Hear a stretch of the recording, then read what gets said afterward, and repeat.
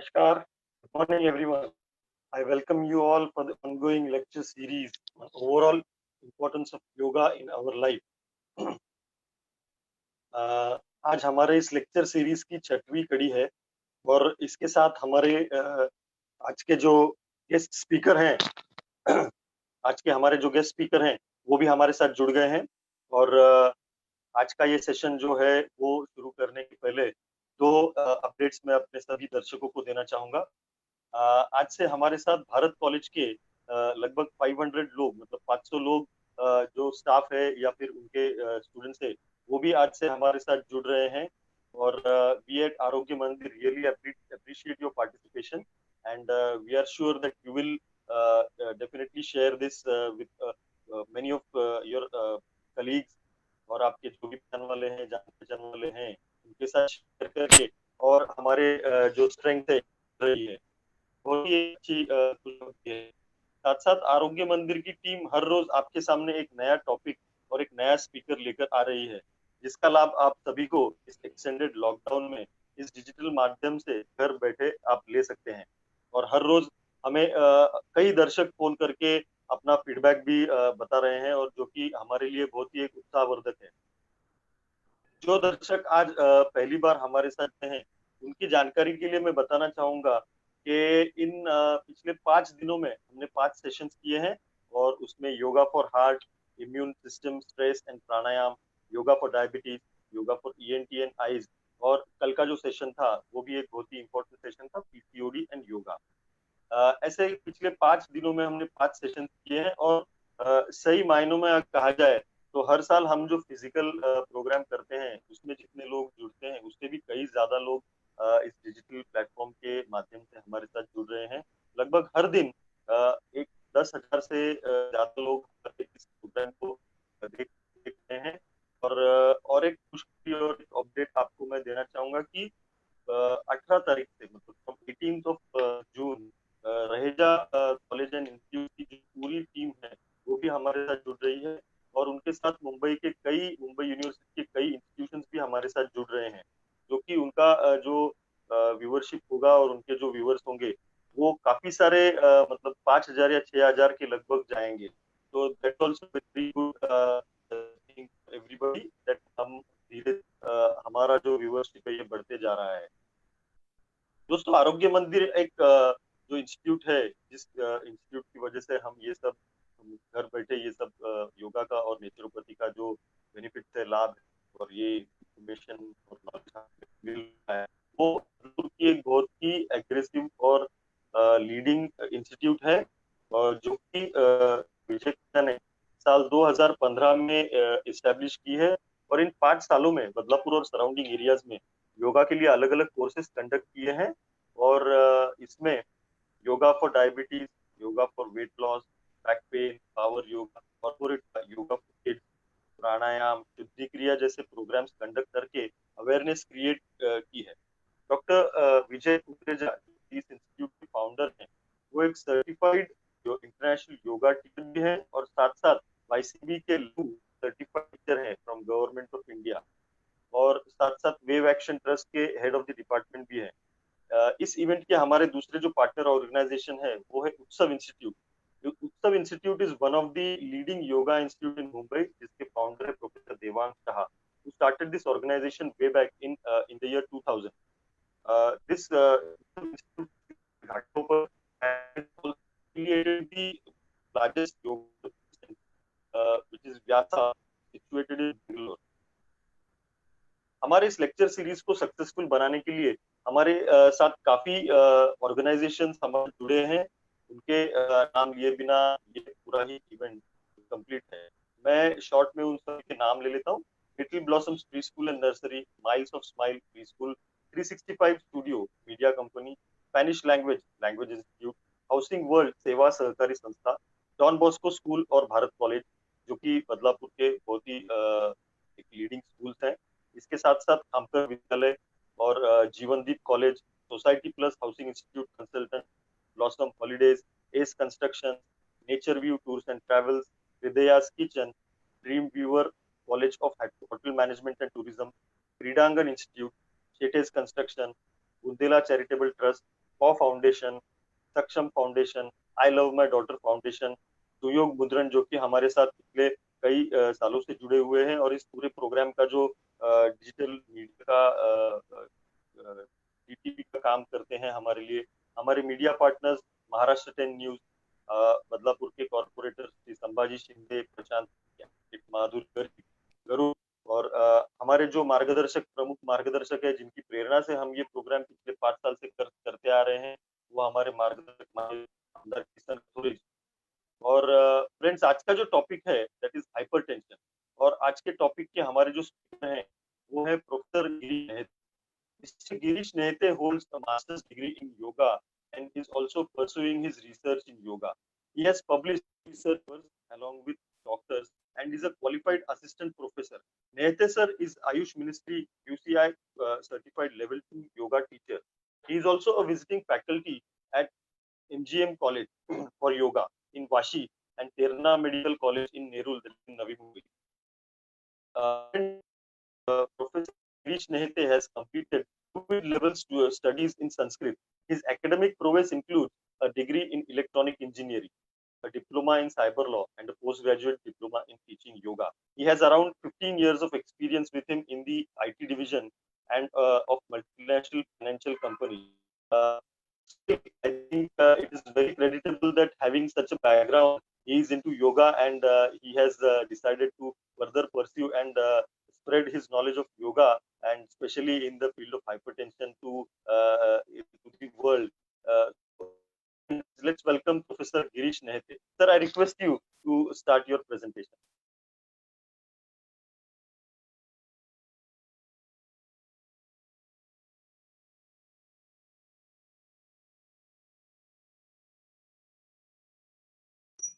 Sir, आपका आवाज नहीं आ रहा है गिरीश सर, हम तक आपका आवाज नहीं पहुंच पा रहा।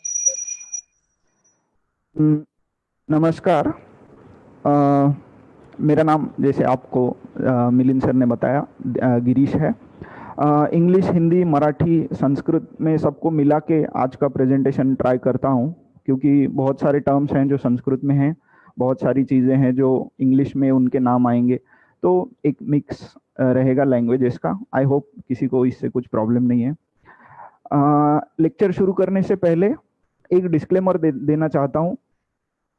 आज का लेक्चर सुनकर, हाइपरटेंशन और योगा इसके बारे में सुनकर आप में से कोई भी अपनी दवाइयाँ बंद नहीं करेगा, ठीक है?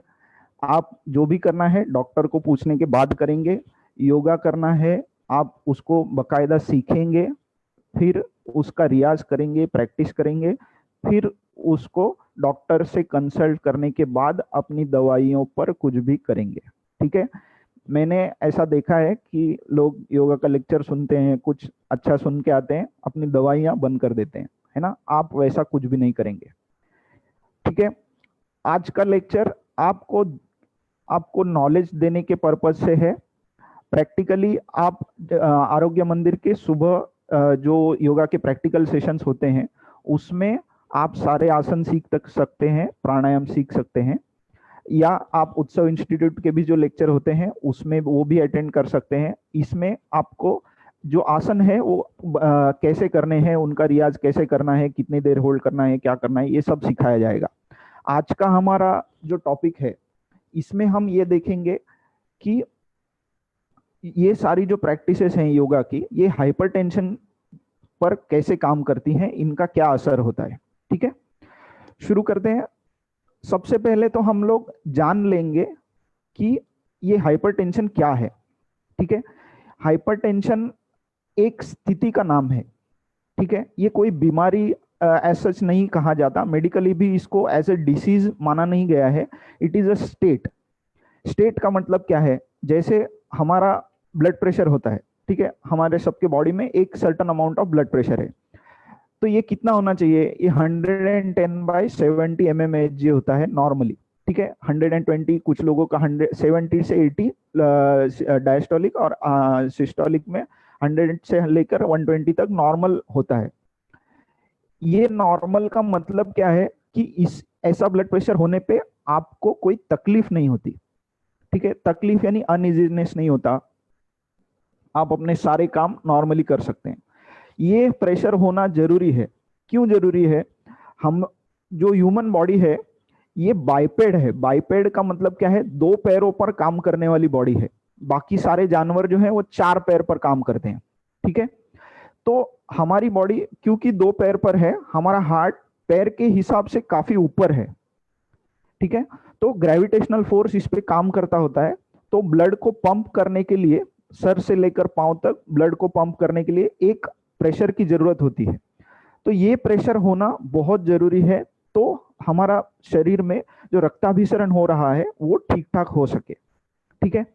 तो ये जो प्रेशर है ये अगर बढ़ गया तो क्या होगा? जैसे आपने बाइक चलाते हैं, उसमें अगर आपने गाड़ी कॉन्स्टेंटली रेस करके अगर छोड़ दी तो क्या होगा? आपका पेट्रोल जल्दी जल जाएगा, आपकी गाड़ी जल्दी गर्म होने लगेगी। ऐसे बहुत सारे इफेक्ट्स वो गाड़ी को करेगा। वैसे ही अगर हमारा ब्लड प्रेशर कॉन्स्टेंटली ऊपर रहता है तो ये जो स्थिति है इसको हम हाइपरटेंशन कहेंगे, ठीक है। अगर इस रेज्ड ब्लड प्रेशर का रीजन हमें नहीं पता तो इसे हम इसेंशियल हाइपरटेंशन कहेंगे। अगर इसका रीजन हमको पता है तो हम इसको सेकेंडरी हाइपरटेंशन कहेंगे, ठीक है। हम लोग आज बहुत सारे मेडिकल टर्म्स नहीं पढ़ेंगे, जो हमें नॉर्मली सुनने में आते हैं वही हम देखेंगे, ठीक है। अब किस स्थिति को हम हाइपरटेंशन कहेंगे? अगर आपका ब्लड प्रेशर गिनने की मशीन आजकल बहुत सस्ते में मिल जाती है, या आप डॉक्टर के पास जाके गिन सकते हैं।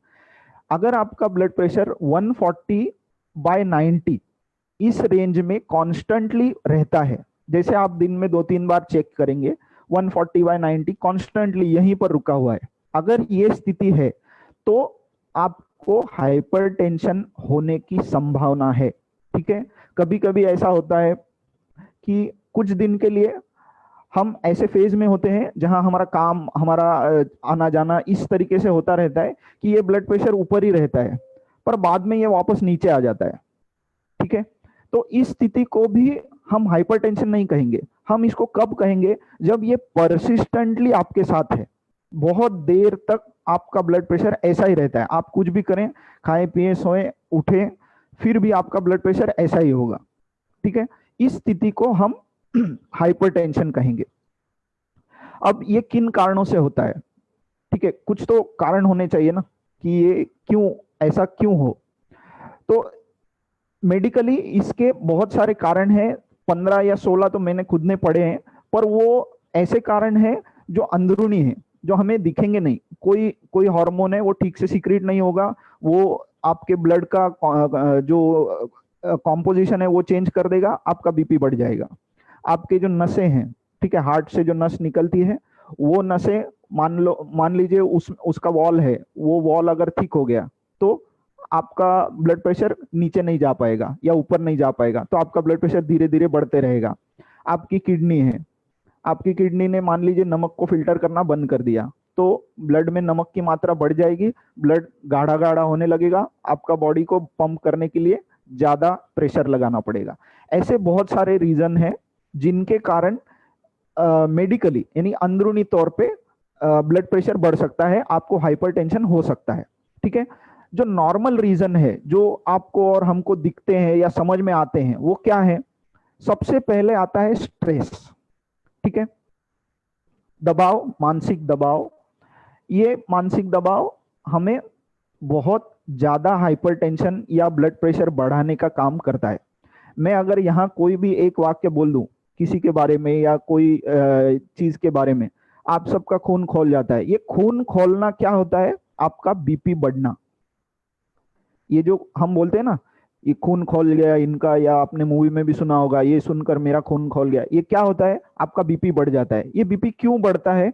हमारा शरीर फाइट और फ्लाइट के मोड में जाने के लिए रेडी हो जाता है कि अभी हमें या तो खुद को भागना है यहाँ से, या मुझे लड़ना है। तो ये लड़ने के लिए मुझे एनर्जी लगेगी। मेरे जो पेरीफेरी है, मेरी जो पैर और हाथ हैं, मेरी जो 5 सेंसेस हैं, इनको बहुत अच्छी क्षमता पे काम करना पड़ेगा अगर मुझे किसी से लड़ना है या मुझे भागना है।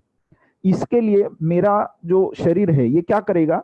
ये मेरा ब्लड प्रेशर बढ़ा के सारे ऑर्गन्स को बहुत ज्यादा रेट से ब्लड पंप करने लगेगा, बहुत ज्यादा ऑक्सीजन देने लगेगा, जिसके कारण क्या होगा, आपका बीपी धीरे धीरे बढ़ जाएगा। बराबर, जैसे ही आप रात को सो जाएंगे आपका बीपी धीरे धीरे कम होने लगेगा। ठीक है, रेस्ट एंड डाइजेस्ट स्टेट जो होती है उसमें हमारा बीपी कम होने लगता है। ठीक है, ऐसे ही ये जो स्ट्रेस है ये बैठे बिठाए बिना कुछ किए आ जाता है।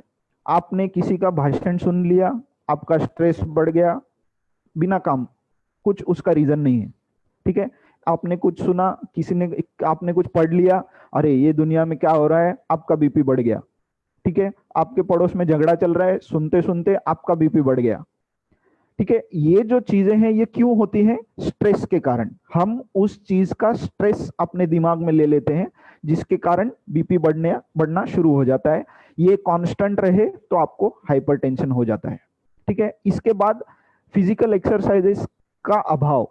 इसका मतलब क्या है, हमारी लाइफस्टाइल बिल्कुल सीडेंटरी है। जैसे लॉकडाउन में अभी आप देख रहे हैं, आप में से बहुत लोगों का वजन 1-1.5 किलो तो ऐसे ही बढ़ गया होगा। बराबर, अब सब लोग ने खाना खाया है, एक्सरसाइज उस मात्रा में कम हो रही है, तो इसके कारण क्या हो रहा है, आपका जो ये लैक ऑफ फिजिकल एक्सरसाइज है, मान लीजिए ये आपका 2 साल 3 साल या 5 साल से चलते आ रहा है, तो क्या होगा, आपके बॉडी को जो एक्सरसाइज होने का जो काम है वो बंद होने के कारण आपका फैट लेवल बढ़ जाएगा। जो बॉडी में इसेंशियल मात्रा में फैट होना चाहिए वो न रह के वो बढ़ जाएगा। आपका बीपी धीरे धीरे धीरे बढ़ना शुरू हो जाएगा बिना कुछ किए। बराबर, इसके बाद वजन, हमारा जो शरीर है उसका वजन एक सीमित मात्रा में शरीर को जितना आवश्यक है उतना होना चाहिए। ये अगर बढ़ गया तो क्या होगा, हर एक अवयव का वजन बढ़ने से उस अवयव को लगने वाला खून, उस अवयव को जिस मात्रा में खून लगता है वो, ये सब बढ़ जाएगा। फैट जमा होने के कारण वो अवयव थोड़े से दब जाएंगे। बराबर, जिसके कारण वहां खून भेजना थोड़ा मुश्किल हो जाएगा, तो आपका बीपी बढ़ जाएगा। उसके बाद हमारी खाना खाने की आदतें। अभी लॉकडाउन के दौरान आपने देखा होगा कि हम पूरा टाइम घर पे रह के भी टाइम पर खाना नहीं खा सकते। बराबर, तो ये जो हमारी आदत है टाइम के साथ ऊपर नीचे करना या मात्रा के साथ ऊपर नीचे करना, टीवी चालू किया कुछ खाने को चाहिए, ये अभी ये जो फेसबुक सेशन चल रहा है इसके दौरान भी कुछ लोग नाश्ता कर रहे होंगे, बराबर, चाय पी रहे होंगे या कुछ खाने के लिए कुछ तो होगा। इसकी जरूरत नहीं है, आपका नाश्ता हो चुका है। बराबर, अगर नहीं हुआ तो ठीक है, इसके बाद आप कोई और सेशन अटेंड करेंगे, दोपहर में टीवी देखेंगे तभी कुछ खाएंगे, शाम को और एक फेसबुक सेशन अटेंड करेंगे तभी कुछ खाएंगे। इसकी जरूरत नहीं होती। 3 टाइम खाना जरूरी होता है, चाय, छाछ, फ्रूट ये भी जरूरी है। इसके अलावा जो हम खाते हैं ये हमारी फॉल्टी डाइट हैबिट्स हैं, ये हमें नहीं करना है। इसके कारण भी आप क्या कर रहे हैं, कॉन्स्टेंटली पेट में कुछ तो दे रहे हैं काम करने के लिए। अब ये जो चीज है ये पेट को बिजी रखता है, ये बिजी रखेगा, आपका पेट को कॉन्स्टेंटली खून की जरूरत पड़ती रहेगी आपका खाना डाइजेस्ट करने के लिए, आपका बीपी धीरे धीरे धीरे धीरे बढ़ते रहेगा। बराबर, और इसमें भी क्या है, खाना खाना और क्या खाना खाना, ये दोनों चीजें ध्यान रखना बहुत जरूरी है। आगे हम इसके बारे में थोड़ी चर्चा करेंगे। इसके बाद स्मोकिंग, सिगरेट पीना, किसी भी कॉन्टेक्स्ट में आप चाहे सिगरेट पी रहे हैं, जो उनके साथ भी खड़े हों, आपके नाक में जो धूल या धुआं जाता है, आप बाहर जाएं, ट्रक का जो धुआं आपके नाक में जाता है, ये सब स्मोकिंग के अंडर ही आता है, ये भी आपका बीपी बढ़ा देता है। ठीक है, आपने देखा होगा सिगरेट पीकर अगर आप सीढ़ी चढ़ते हैं, पूरा ग्राउंड फ्लोर से लेकर चौथे माले तक अगर आप चढ़ के जाएंगे तो आपको समझ में आएगा कि बिना सिगरेट पिए हुए अगर आप चढ़ते हैं तो आपको जो सांस फूलना है वो नहीं होता। अगर आपने सिगरेट पी के आप चढ़े तो आपका सांस फूल जाएगा। ठीक है, ये टेस्ट करने के लिए सिगरेट पी के मत देखिएगा, मैंने एग्जाम्पल के तौर पे बताया, ऐसा होता है, ये मेडिकली भी प्रूवन है। और एक चीज होती है आपकी किडनी में कुछ प्रॉब्लम होना। बराबर, आपका टॉयलेट अगर बराबर नहीं आता है, ठीक है, टॉयलेट नॉर्मली आपका ट्रांसपेरेंट कलर का होना चाहिए, अगर आपका टॉयलेट पीले कलर का आता है या झाग वाला आता है तो आपके किडनी में कुछ तो प्रॉब्लम है, आपको डॉक्टर के पास जाना चाहिए। ये किडनी का प्रॉब्लम होना खून से क्यों रिलेटेड है? अगर आपका किडनी ने जो जो साफ करना चाहिए खून में से वो साफ नहीं किया, तो वो जो बचा हुआ चीज है वो खून में ही रहता है। वो क्या करेगा? वो खून को गाढ़ा कर देगा। ये गाढ़ा होने के कारण हमारा जो हार्ट है इसको बहुत ज्यादा प्रेशर लगाना पड़ेगा ये खून इधर उधर भेजने के लिए, बराबर। अब ये जो काम है इसमें कॉन्स्टेंटली आपका ब्लड प्रेशर हाई ही होगा। तो हमें ये जो 5-6 कॉजेस हैं, ये कारण है जो आपको हाइपरटेंशन दिलाते हैं, ठीक है। इसी के आगे हम लोग देखते हैं, अभी हमको पता कैसे चलेगा कि हमें हाइपरटेंशन है या हमारा बीपी ज्यादा है या नहीं है, ये पता कैसे चलेगा, बराबर। सबसे आसान तरीका, जब भी आपका बीपी हाई हो जाएगा, आपका जो सांस लेने और छोड़ने का जो रेट है वो चेंज हो जाएगा, इसकी मात्रा बदल जाएगी, ठीक है। एक तो आप इस पर ध्यान रख सकते हैं। दूसरा, आपका सर दर्द होने लगता है, ठीक है। अगर आपका बीपी थोड़ा बढ़ जाएगा जरूरत से ज्यादा, मान लीजिए आपका सिस्टोलिक 140 हो गया, तो आपका सर दर्द होने लगता है। या और एक चीज होती है, आपको ये जो पूरा अपर पार्ट है यहाँ बहुत ऐसा जकड़ा हुआ फीलिंग आता है, जैसे एक भारीपन महसूस होता है, सांस लेने में बहुत तकलीफ होती है, ठीक है। जो लोग ने साइकिल चलाया होगा, अगर आपका चेन बराबर नहीं है तो साइकिल आपको हेवी लगने लगता है। जैसे ढलान आती है, हम चढ़ते हैं तो साइकिल बहुत जोर लगाना पड़ता है साइकिल को पहिए घुमाने में, वैसा ही सेम फीलिंग आपको ब्रीदिंग करते टाइम आता है, बहुत मेहनत लगती है सांस लेने में छोड़ने में। ये जो सिम्टम्स है ये दर्शाते हैं कि आपको अभी आपका बीपी हाई हो गया है, ठीक है। उसके बाद और भी कुछ चीजें हैं, जैसे पसीना आना, आपके माथे में बिना काम आप पंखे के नीचे बैठे हैं फिर भी बहुत पसीना आने लगेगा, ये क्या दर्शाता है? आपका बीपी थोड़ा शूट हो गया है। उसके बाद आपको रेस्टलेसनेस होने लगती है, बिल्कुल एक यानी आप कह लीजिए कि आपको बिल्कुल अच्छा नहीं लगता, दिन सब कुछ आपका बाजू का आपका एनवायरनमेंट सब बराबर होगा, फिर भी आपको एक रेस्टलेसनेस फील होता रहेगा कि ये आज ठीक नहीं लग रहा है। ये जो फीलिंग है ये बीपी बढ़ने के कारण आती है, ठीक है। तो ऐसे कुछ सिम्टम्स हैं। और इसके आगे अगर मान लीजिए ये सब सिम्टम्स आपने इग्नोर कर दिए, आपको नहीं समझ में आ रहा, आप डॉक्टर के पास भी नहीं गए, तो क्या होगा? ये कांस्टेंट अगर आपका बीपी हाई होता है, इसके कारण आपका कोई अवयव जो है बॉडी में, कोई अवयव खराब हो जाएगा, ठीक है। जैसे आपको पैरालिसिस का अटैक आ जाएगा, या आपका ये जो जॉ है ये ऐसे ऐसे घूम जाता है। अगर आपका बीपी एकदम सडनली शूट हो गया तो आपका जॉ घूम हो, ये क्या है? पैरालिसिस का अटैक का पहला स्टेज में होता है। फिर आपकी आंखें इधर उधर हो जाती हैं, बराबर। तो ऐसे कुछ चीजें हैं। ये क्या है? बेसिकली ब्लड प्रेशर हाई होने के कारण आपका बॉडी में फिजिकल लेवल पे कुछ इम्पैक्ट हो रहा है। ये जो इम्पैक्ट है ये तो 100% आपको बता देगा कि आपका ब्लड प्रेशर बढ़ा हुआ है, आपको डॉक्टर के पास जाना चाहिए, हाइपरटेंशन शुरू हो गया है, ठीक है। अभी ये बीमारी के साथ हमें क्यों डील करना चाहिए, हम ऐसे क्यों नहीं छोड़ सकते? पहले ऐसा देखा जाता था कि हाइपरटेंशन नहीं होता था बहुत उम्र होने तक, जैसे 40-50 के ऊपर ही लोगों को हाइपरटेंशन देखा जाता था। अभी के टाइम में 12 साल के रेंज से लेकर 80-90 साल तक लोगों में हाइपरटेंशन देखा गया है। तो ये जो उम्र घट रही है इसके लिए हमें इस पर ध्यान देना है। मेडिकली आपको दवा दी जाती है जो आपका खून पतला करने का काम करती है, या आपको टॉयलेट जाने का फीलिंग लाने का काम करती है, या आपका ब्लड है वो अगर बहुत पतला है तो उसको थिक करने का काम करते हैं। ऐसे बहुत सारी दवा आपको देकर कुछ हद तक आपका बीपी कम किया जा सकता है, कुछ हद तक। मैं ऐसा नहीं कहूंगा आपका 2 दवा लो और आपका बीपी जो हाइपरटेंशन है वो ठीक हो जाएगा, ऐसा नहीं होता। कॉन्स्टेंटली आपको दवा लेने का जो प्रिस्क्रिप्शन है डॉक्टर देते रहते हैं। ये क्यों देते हैं? क्योंकि आपका बॉडी उस दवा के प्रति एडिक्ट हो जाता है, आपको आदत हो जाती है। जैसे किसी को स्मोकिंग और तंबाकू खाने की आदत होती है, गुटखा खाने की आदत होती है, उसी तरीके से आपको उस दवा की आदत हो जाती है। अब ऐसा नहीं है कि हम इसको ठीक नहीं कर सकते, हम इसको ठीक कर सकते हैं।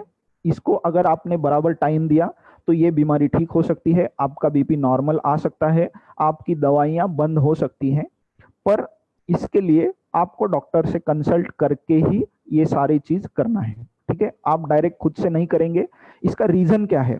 जब आपका बीपी शूट हो जाता है, आपका बीपी मान लीजिए बढ़ गया, आप ट्रेन में जा रहे हैं, आपका बीपी शूट हो गया, आप बेहोश हो गए, तो प्रॉब्लम कहाँ आएगा? आप जो बेहोश होके गिर जाएंगे, उस गिरने में जो आपको इंजरी होगी, वो इंजरी आपको बहुत घातक हो सकती है। इसके लिए आपका बीपी के प्रति जो अवेयरनेस है वो हमेशा होना चाहिए कि मेरा बीपी कैसा है। जैसे ही आपको लगे, आपने सबने मेरे ख्याल से मुन्ना भाई एमबीबीएस पिक्चर देखा होगा, उसमें जो प्रिंसिपल होते हैं डॉक्टर अस्थाना, वो हमेशा हंसते रहते हैं। आपने देखा है, जानबूझकर हंसते हैं। वो क्या करते हैं, उनको जैसे ही महसूस होता है मुझे स्ट्रेस आ रहा है या मुझे मेरा बीपी बढ़ रहा है, तो वो हंसने लगते हैं। उससे क्या होता है, उनका बीपी लो हो जाता है। ऐसे सेम अवेयरनेस आपको रखना है, हमारा बीपी क्या है, मेरे दिमाग में क्या चल रहा है, ठीक है। इसके प्रति अगर हम अवेयर रहेंगे तो हमारा बीपी नॉर्मल रेंज में रहने की जो पॉसिबिलिटी है वो बहुत ज्यादा है। जैसे ही ये बीपी नॉर्मल रेंज में आएगा, आप अवेयर रहेंगे, आपके साथ हादसे नहीं होंगे, ठीक है। अभी हम लोग देखते हैं कि योगा का इस्तेमाल करके या योगा में जो जो प्रैक्टिसेस हैं, इनका इस्तेमाल करके कैसे हम हाइपरटेंशन के ऊपर थोड़ा काबू पा सकते हैं। धीरे धीरे धीरे करके हम पूरा काबू पा लेंगे, पर शुरू में हम इसको थोड़ा काबू ही कहेंगे, क्योंकि अगर मैं कह दूं कि ये आसन कर लीजिए, इससे आपका बीपी ठीक हो जाएगा, तो आप सब लोग कल से यही करना शुरू कर देंगे, बगैर ये जाने कि ये आसन आपसे हो पा रहा है या नहीं, आपको आता है या नहीं। इसके लिए आप अभी जो जो आसन में बताऊंगा, प्राणायाम बताऊंगा, इसको आप बकायदा सीख लीजिए, फिर इसका इस्तेमाल करना शुरू कीजिए, डेली कीजिए, अच्छे से आपको उसकी अंतिम स्थिति तक जाने की जो प्रोसेस है वो सीख लीजिए, आसन छोड़ने की प्रोसेस सीख लीजिए, फिर उसका रियाज कीजिए, प्रैक्टिस कीजिए डेली, फिर उसका असर देखिए, क्या आपको कंफर्टेबल लग रहा है, क्या आप दिन भर आपका अच्छा जा रहा है, कहीं दर्द हो रहा है क्या। ये देखने के बाद आप डॉक्टर से कंसल्ट करके फिर आपकी दवाइयों पर कुछ भी काम करेंगे। तो सबसे पहले देखते हैं कौन से ऐसे आसन हैं जो ये हाइपरटेंशन की बीमारी पर हमें हेल्प करेंगे। ये सारे आसन का पर्पस क्या होगा? हमारा ब्लड सर्कुलेशन को ठीक ठाक रखना, ठीक है। कहीं अगर कुछ प्रॉब्लम है तो उस प्रॉब्लम को रिलैक्स करना या उस अवयव को रिलैक्स करना, फिर जो इफेक्ट है उस आसन का वो हमें दिखने लगेगा कि बीपी धीरे धीरे कम हो रहा है, ठीक है। तो कौन से ऐसे आसन है? सबसे पहले वज्रासन। वज्रासन में आपको पता है कि खाना खाने के बाद एकमात्र आसन है जो खाना खाने के बाद किया जाता है, वज्रासन। वज्रासन में बैठकर थोड़ी देर रुकिए। आप कोई शाम को टीवी देखते हैं, वज्रासन में खाना खाने के बाद बैठकर जितना देर पॉसिबल है एक दो टीवी एक की सीरियल वज्रासन में बैठकर देख लीजिए, आपका बीपी नॉर्मल रहेगा, ठीक है। जैसे ही आपको लगे कि मुझे ठीक नहीं लग रहा है, मेरा बीपी हाई हो गया है, वज्रासन में बैठ जाइए। वज्रासन के जैसे ही पद्मासन। पद्मासन आपको अगर पूरा पद्मासन नहीं जमता है तो आप अर्ध पद्मासन डालिए। आज राइट लेग से डालिए, कल लेफ्ट लेग से डालिए, धीरे धीरे करके दोनों पैरों से आपको पॉसिबल हो जाएगा। ये सब दोनों आसनों में क्या होता है, बेसिकली आपके अपर बॉडी के स्ट्रेट होने के कारण और पेट वाला जो पार्ट है, एब्डोमिनल पार्ट रिलैक्स होने के कारण आपका रक्ताभिसरण ठीक ठाक होने लगता है, जिसके कारण आपका ब्लड प्रेशर थोड़ा कम हो जाता है। इसी के जैसे गोमुखासन, अर्धमत्स्यासन, वक्रासन, मकर आसन, ठीक है। ये आसन क्या है? ट्विस्टिंग पोजेस है। तो कहीं अगर कुछ अटक गया होगा वो ट्विस्ट करके हम सुधार लेंगे, ब्लड फ्लो ठीक ठाक होने लगेगा। इसी के बाद अर्धशलभासन, पवन मुक्तासन, वृक्षासन, ताड़ासन, ठीक है। ये सारे आसन क्या है? बेसिकली आपका पूरा बॉडी पैर से लेकर सर तक आपको ऐसी स्थिति में रखना है जिसमें आपका ब्लड प्रेशर, ब्लड फ्लो को कोई दिक्कत ना आए, ठीक है। शलभासन में आपके पैर ऊपर होते हैं, आपका हार्ट थोड़ा रिलैक्स हो जाता है। पवन मुक्तासन में आप हार्ट को दबाते हैं, पैरों को चेस्ट पर दबाते हैं, आपकी ब्रीदिंग थोड़ी अनईजी जैसी होती है। जैसे ही आप ये रिलैक्स करेंगे पैर को, आपका पवन मुक्तासन में जो गैस रिलीज होते हैं, जिसके कारण आपका ब्लड फ्लो नॉर्मल होता है। ठीक है, डकार आने के बाद हमें ठीक ठाक लगता है पेट में, बराबर। ये क्यों लगता है? क्योंकि वो जो अनइजीनेस था वो निकल गया, आपका बीपी कम हो गया, बराबर।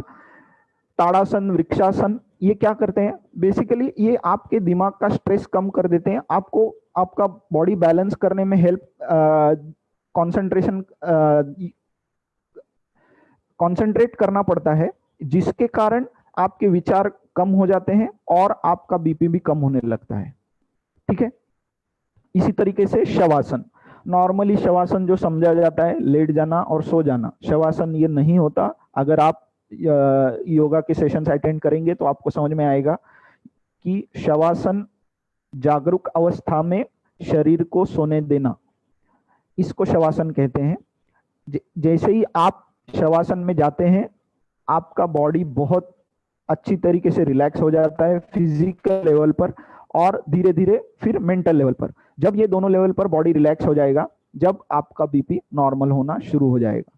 ठीक है, अगर आपने स्मार्ट वॉच अगर आपके पास है और उसमें आपने हार्ट रेट मेजर करने का वो चालू रखा है, तो आपने रात को पहनकर सोइए और देखिए कि रात को आपके हार्ट बीट का जो रेट होता है वो गिर जाता है। दिन भर अगर वो 83-90 के रेंज में रहेगा, तो रात को सोते टाइम वो 60-50 के रेंज में आ जाता है। अगर आपकी नींद बहुत अच्छी है तो उससे भी कम हो जाएगा, बराबर। क्यों होता है? पूरा बॉडी रिलैक्स है, ब्लड प्रेशर कम है, तो हार्ट को ज्यादा मेहनत करने की जरूरत नहीं पड़ रही। ठीक है, इसके बाद ये तो आसन हो गए। फिजिकल लेवल पे हम अपनी बॉडी को ऐसा पोज में लेके जा रहे हैं जिसमें वो रिलैक्स हो सके और बीपी को कम कर सके। अब कुछ प्राणायाम भी है जो हमें हेल्प करेंगे। ये कौन से प्राणायाम है? तो सबसे पहले अनुलोम विलोम, उज्जाई, शीतकारी, शीतली और भ्रामरी। ठीक है, 5 प्राणायाम है, अलग अलग मात्रा में इनको करना है। मात्रा क्या होनी चाहिए, इससे ज्यादा जरूरी यह है कि आप 3 राउंड रोज करें। ठीक है, फिर धीरे धीरे जैसे ही आपको लगे कि अनुलोम विलोम मुझे ज्यादा करने का समय है, आप इसको ज्यादा टाइम कीजिए। ये क्या करते हैं बेसिकली, जैसे ही हमारा बीपी बढ़ता है, हार्ट का बीट बढ़ने लगता है, हमें इनहेलेशन एक्सहेलेशन ज्यादा करने की आवश्यकता होती है। तो हम छोटा छोटा इनहेल एक्सहेल करते हैं, तो हमारी ब्रीदिंग ऐसी चलती है। ठीक है, अब ये जो ब्रीदिंग है, ये ब्रीदिंग हमारे शरीर के लिए ठीक नहीं है। तो हम क्या करेंगे, इस ब्रीदिंग पर कंट्रोल करने को ट्राई करेंगे। ये प्राणायाम आपको क्या सिखाएंगे? बहुत गहरी सांस लेना, इसको अपने कंफर्ट के हिसाब से होल्ड करना और धीरे धीरे इसको छोड़ना। जैसे ही ये प्रोसेस होने लगती है, तो आप एक चीज और महसूस करते हैं, आपके विचारों की जो गति है वो कम हो गई है। ये जो विचारों की गति कम हो गई है, इसके कारण आपका स्ट्रेस कम होता है, आपका बीपी कम होने में हेल्प होती है। अगर आपने ये प्रैक्टिस रोज शुरू रखी, रोज आप करते गए, एक दिन आएगा जब आपको ये चीज पता चलती है कि मुझे दवाइयों की जरूरत नहीं है, मेरा ब्लड प्रेशर नॉर्मल ही है, कोई भी परिस्थिति में मेरा ब्लड प्रेशर शूट नहीं हो रहा है। हाँ, आप भाग के कहीं गए, आप रनिंग के लिए गए, तब आपका बीपी बढ़ेगा, वो नॉर्मल है। ठीक है, बिना कुछ किए अगर आपका बीपी बढ़ रहा है वो प्रॉब्लमेटिक है। ठीक है, अब इसमें आप एक बात का ध्यान रखेंगे, आप इसमें भस्त्रिका प्राणायाम नहीं करेंगे। ठीक है, भस्त्रिका प्राणायाम आप नहीं करेंगे।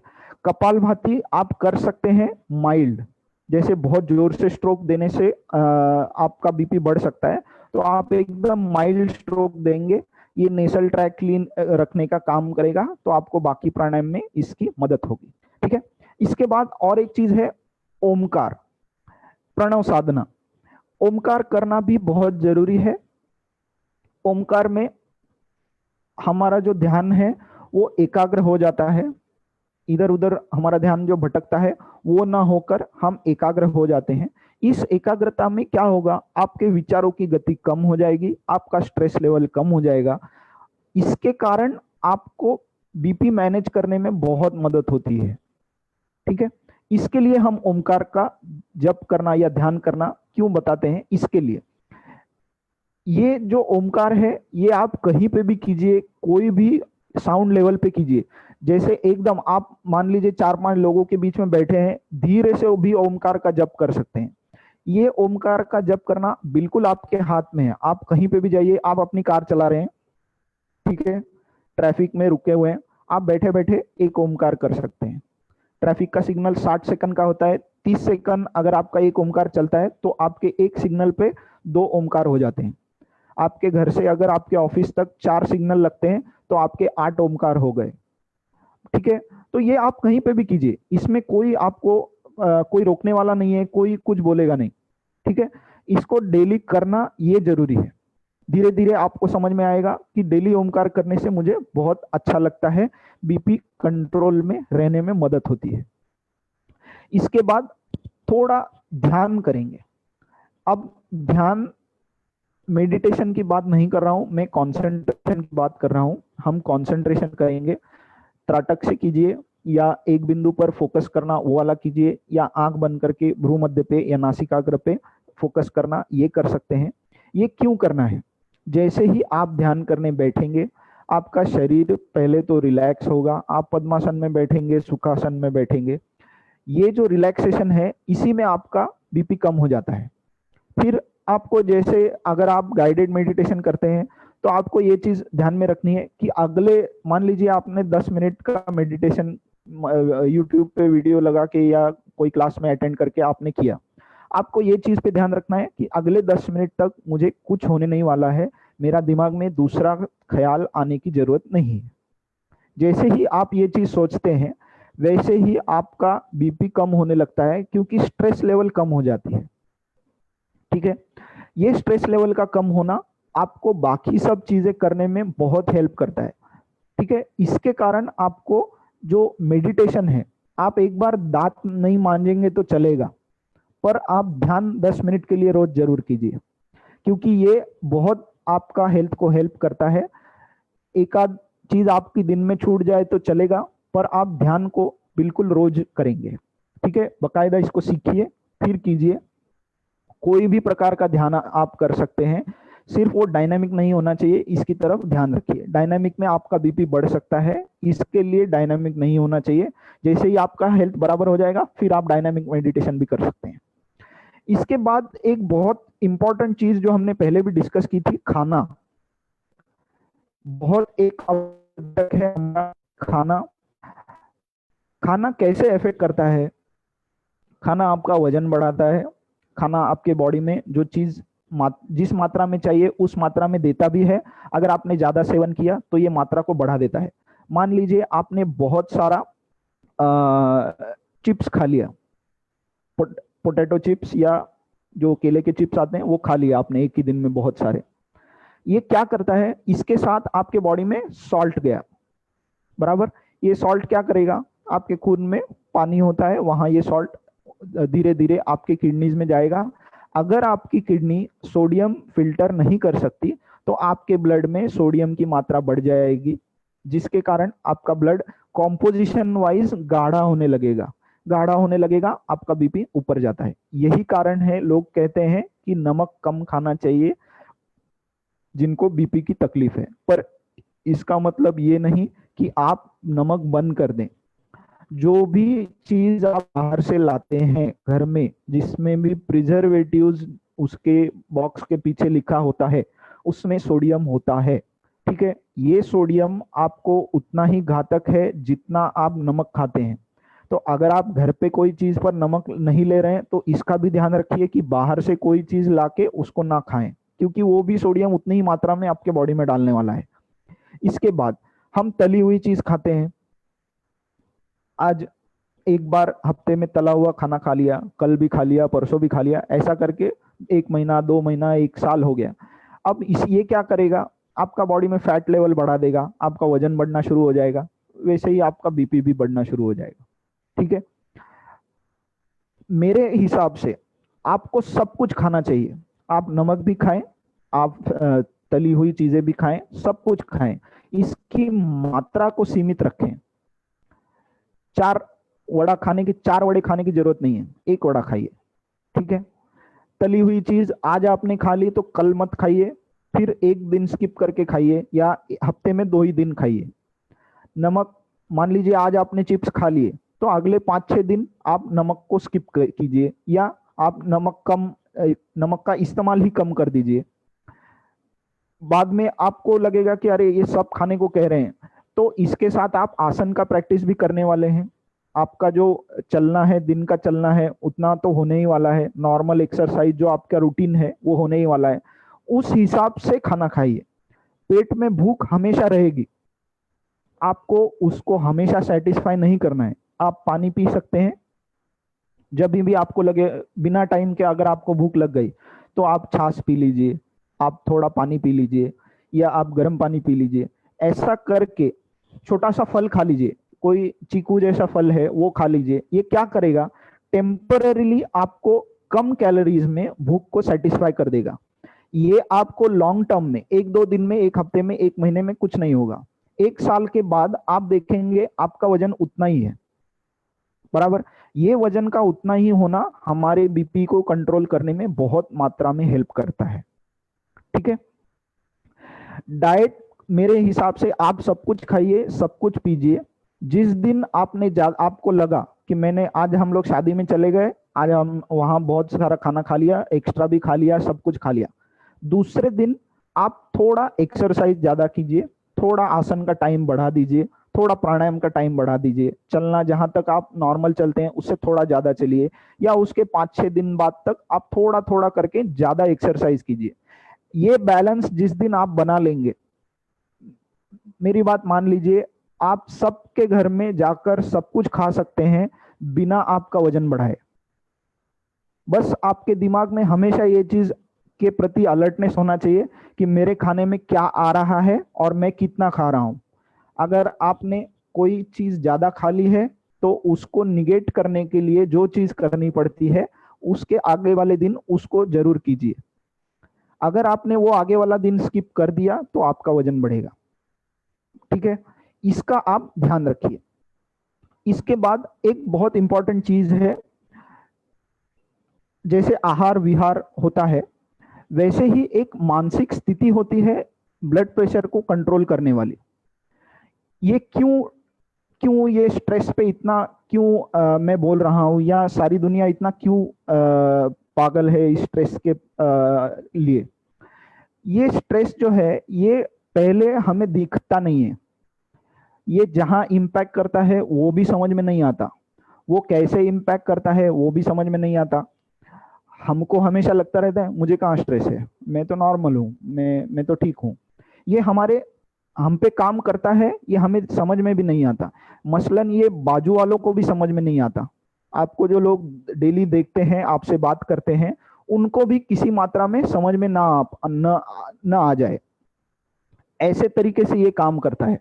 अब इसको हमेशा ध्यान हमारा इसके ऊपर होना चाहिए कि ये स्ट्रेस है, ये एक सीमित मात्रा में होना चाहिए। एग्जाम का स्ट्रेस होना चाहिए, अच्छा स्ट्रेस होना चाहिए, यू स्ट्रेस कहते हैं इसे, ये होना चाहिए। हमारे ब्लड में जैसे प्रेशर होना चाहिए वैसे ही स्ट्रेस भी होना चाहिए। एग्जाम आती है तो हम पढ़ने बैठ जाते हैं, ये क्या है, स्ट्रेस का रिस्पॉन्स है, क्या अरे मैं कहीं कुछ भूल ना जाऊं तो पढ़ लेता हूं।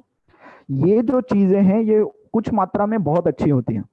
अगर आपको स्ट्रेस नहीं होगा तो फाइट और फ्लाइट वाले मोड में आप ठीक से काम नहीं कर पाएंगे।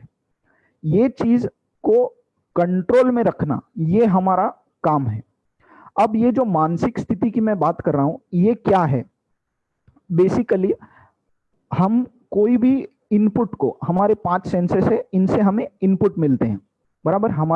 हमको इंफॉर्मेशन अंदर आती है शरीर में, हम इसके प्रति कैसे रिस्पॉन्ड करते हैं, हमारा रिस्पॉन्स क्या है, हमारा रिएक्शन क्या है, ये डिसाइड करता है कि स्ट्रेस लेवल को ऊपर जाना चाहिए या नीचे जाना चाहिए, ठीक है।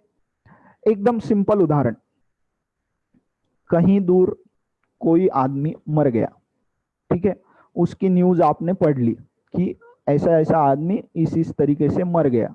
अब इसको कैसे रिस्पॉन्ड करना है ये आपके हाथ में है। हमें दुख होता है, ठीक है, हम दुखी हैं, इसके प्रति दुखी हैं, आप रोना धोना शुरू कर दें। अगर आपके नजदीक के हैं आप रोना धोना शुरू करेंगे, आपका बीपी कम हो जाएगा। आपको बहुत स्ट्रेस हो गया कि अरे ये कैसे हो गया, क्या हो गया, ऐसा क्यों हुआ, आपका बीपी बढ़ने लगेगा। नॉर्मल रिस्पॉन्स अगर आप रखते हैं, नॉर्मल रिएक्शन रखते हैं, तो आपका बीपी नॉर्मल रहेगा। अगर आपने ओवर रिएक्शन किया तो आपका बीपी बढ़ना शुरू हो जाता है। आपने कोई न्यूज़ पढ़ ली, ऐसा ऐसा होने वाला है, हुआ नहीं है अभी, होने वाला है, उसके प्रति आपका जो टेंशन है अभी से बढ़ना चालू। जैसे अभी आपने लॉकडाउन के दौरान भी देखा होगा, जैसे ही लॉकडाउन डिक्लेयर हुआ, सब लोग किराना का दुकान में जाके सामान इकट्ठा करके घर पे लेके आए। ठीक है, जैसे हमें ऐसा लग रहा था कि दुकान बंद हो जाएगी तो हमें खाना खाने को नहीं मिलेगा, तो हमने 10 दिन का खाना लाके घर में रख दिया, बराबर। लॉकडाउन शुरू होने के बाद कुछ लोग किराना का दुकान में गए थे। क्यों गए थे? क्योंकि उनको ऐसा लग रहा था कि ये चालू ही रहेंगे दुकान, हमें जो चाहिए वो मिलता ही रहेगा। जिन्होंने पहले दिन स्ट्रेस नहीं लिया कि लॉकडाउन शुरू हो गया, अभी कैसे होगा, क्या होगा, हमें यहाँ जाने को नहीं मिलेगा, वहां जाने को नहीं मिलेगा, ये हमारा रिस्पॉन्स जो है ये डिसाइड करता है कितना स्ट्रेस होना चाहिए। बहुत ज्यादा होना चाहिए, कम होना चाहिए, नॉर्मल होना चाहिए। तो इस तरीके से हम हर एक सिचुएशन में अगर अलर्ट रहते हैं, अवेयर रहते हैं, हमारा दिमाग को धीरे धीरे ऐसे ट्रेन करना पड़ेगा कि ये चीज में मुझे कितना रिस्पॉन्ड करना चाहिए, ये चीज में मुझे कितना रिएक्ट करना चाहिए। अगर हमने ये चीज को देखा, समझा, तो हमारा स्ट्रेस लेवल नॉर्मल होगा। हमारे बच्चे पढ़ाई नहीं करते तो उनको समझाया जाता है, मारपीट करके वो लोग पढ़ाई नहीं करेंगे, वो आपके सामने पढ़ाई का दिखावा करेंगे।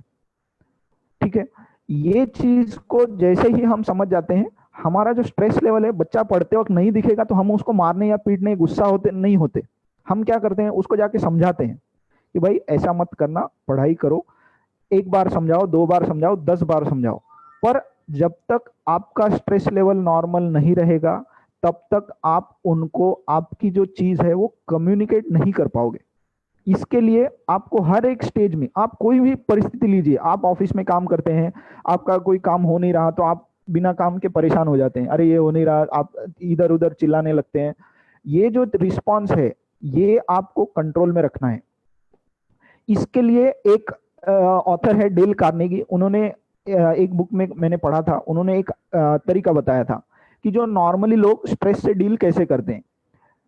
तो उनका कहना यह था कि आप वर्स्ट के सिनारियो सोच लीजिए कि सबसे बुरा क्या हो सकता है, उसके बारे में आप सोच लीजिए कि ये हो सकता है।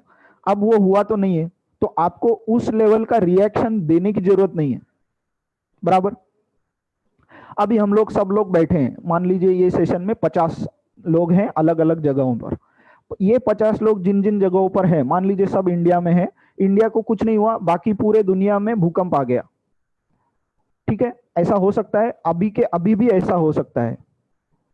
ठीक है, पर हम अभी उसके प्रति रिएक्शन नहीं दे रहे हैं। जब हमें पता चलेगा, जब हमें कंफर्म न्यूज आएगा, तब हम उसके प्रति रिएक्ट करेंगे। अब ये सोच सोच कर ही मैं स्ट्रेस बढ़ा लूंगा तो फिर मेरा बीपी तो बढ़ना ही है ना। इस रिस्पॉन्स को जब आप सीख लेंगे कि किस चीज के प्रति रिस्पॉन्ड कैसे करना है, तब आपका स्ट्रेस लेवल नॉर्मल होता है। आपने कुछ लोगों को देखा होगा, वो कभी परेशान नहीं दिखते आपको, कभी परेशान होते भी नहीं, कभी परेशान दिखते भी नहीं। ठीक है, आप उनसे बात करेंगे, उनको कभी गुस्से में भी आपने नहीं देखा होगा। कभी आप उनसे बात करें तो उनकी आवाज बड़ी है, वो चिल्ला रहे हैं, ऐसा भी नहीं होगा। ये कैसे हो पाता है? इसका रीजन क्या है? तो इसका रीजन यही है कि वो लोग ये चीज सीख गए हैं कि हर एक सिचुएशन में कैसे रिस्पॉन्ड करना है, कैसे रिएक्ट करना है। ये चीज जब आप समझ जाएंगे, हाइपरटेंशन आपको नहीं आएगा, आपकी बॉडी हाइपरटेंशन में नहीं जाएगी, वो स्टेट में नहीं जाएगी। योगा का इस्तेमाल आप हाइपरटेंशन पर काबू करने के लिए कीजिए और उस पे मात करने के लिए कीजिए। मेरे हिसाब से सबसे पहले आप इसको सीख लीजिए, जो भी ये आसन के नाम, प्राणायाम के नाम मैंने बताए हैं वो सीख लीजिए, बाकी भी सीख लीजिए। सिर्फ इतने ही आसन करेंगे तो आपको पूरा शरीर का ख्याल रखना है, सिर्फ हाइपरटेंशन का ही ख्याल नहीं रखना है। पूरा सीख लीजिए, आपके नजदीक जहाँ पे भी जो भी योगा क्लास है वहां जाइए। ये आरोग्य मंदिर के क्लासेस ऑनलाइन होते हैं उनको अटेंड कीजिए, या उत्सव इंस्टीट्यूट के जो लेक्चर सीरीज चलते रहते हैं उनको अटेंड कीजिए। जैसे ही आप ये रेगुलरली करना शुरू करेंगे, आपको समझ में आ जाएगा कि योगा करने के बाद मुझे बहुत अच्छा लगता है। लोग ऐसा कहते हैं, ये क्यों कहते हैं, क्यों ऐसा मानना जाता है कि योगा का सेशन होने के बाद आदमी को बहुत अच्छा लगने लगता है, ये क्यों होता है, ये आपको समझ में आएगा। जैसे ही ये चीज आपको समझ में आएगी, आपका बीपी का लेवल, आपकी बीमारियों का लेवल कम होते होते आप स्वस्थ रहने लगेंगे। जैसे ही आप स्वस्थ रहेंगे, आपको बीमारियां फिर से होने का जो डर है वो नहीं रहेगा। ठीक है, इसी के साथ हम आज का सेशन यहाँ रोक देते हैं। मिलिंद सर या देवांग सर, आप कुछ कहना चाहेंगे तो, या किसी को कोई सवाल हो तो आप फिर वो पूछ लीजिए।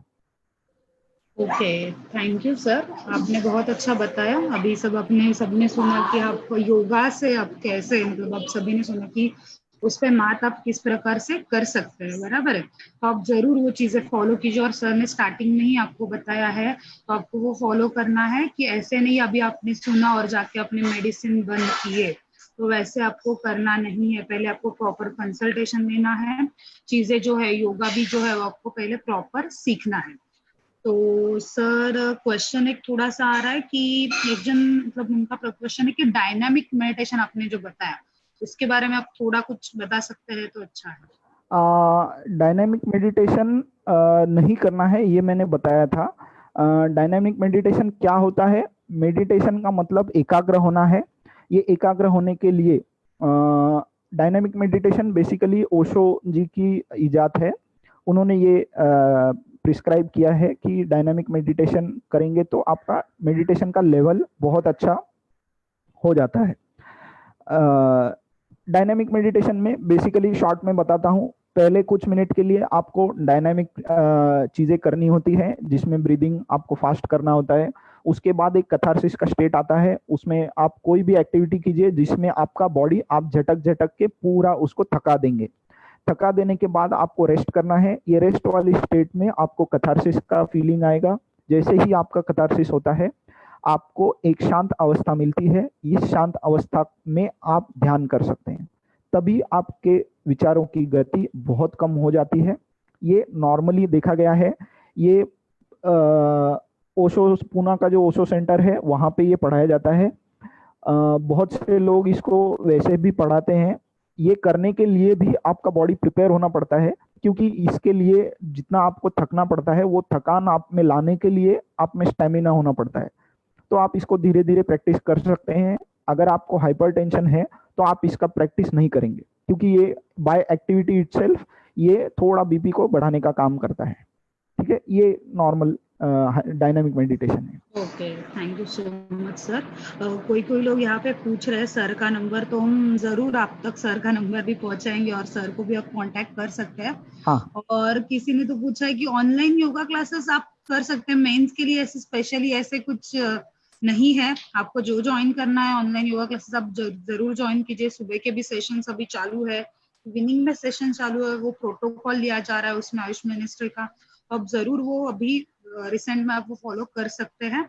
और thank you so much sir कि आपने इतना अच्छा, क्योंकि पता है सभी को ये कोविड का जो सिचुएशन है उसमें हाइपरटेंशन जो है, जो जिनको है उनको डर लग रहा है कि हमें उसकी वजह से वो हो ना जाए, या सब घर में बैठे हैं तो कैसे ये सब मतलब मैनेज करे। तो उसके लिए आपने जो मार्गदर्शन किया उसके लिए आरोग्य मंदिर की तरफ से और उत्सव इंस्टीट्यूट की तरफ से आपका बहुत बहुत धन्यवाद। तो मैं सभी को बताना चाहूंगी कि हम लोग जो है वो अभी कल का जो हमारा सेशन है उसके लिए भी आप सभी जुड़िए। आप सभी यहाँ पे रोज आते हैं, मुझे पता है कुछ जो लोग हैं वो रोज यहाँ पे रहते हैं, ये सब अटेंड करते हैं। तो आप सभी का बहुत बहुत धन्यवाद। कल हम सेम टाइम पे 9 बजे ही मिलेंगे। तो again thank you so much sir, इतना आपने टाइम निकाला आपके शेड्यूल से और हमें दिया, इसके लिए thank you so much. Have a nice day everyone.